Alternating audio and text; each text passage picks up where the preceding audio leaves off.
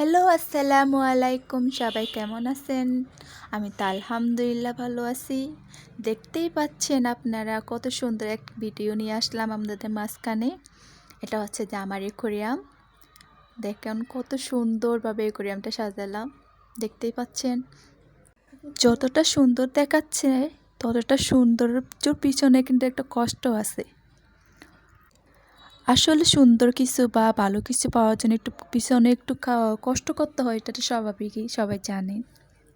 এই যে আমার এই মাছগুলো কত সুন্দরভাবে খেলতেছে। আসলে এসব হচ্ছে শৌখিন জিনিস, মানুষের একটা শখ আহ্লাদ থাকে। আমারও অনেকগুলো পাখি ছিল, অনেক মাছ ছিল। সবচেয়ে দুঃখের বিষয় হচ্ছে যে আমার এই লাল বড় বড় মাছ দুটা মারা গেল। অনেক শখ করে কিনে আনছিল, কিন্তু বেশি দিন বাঁচে নেই, মারা গেল। কষ্ট হয় তখনই যখন সকল কোনো জিনিস হারিয়ে যায় বা থাকে না, তখন খুব কষ্ট লাগে। সবাই জানাবেন আমার অ্যাকোয়ারিয়াম কেমন হয়েছে। আল্লাহ হাফেজ।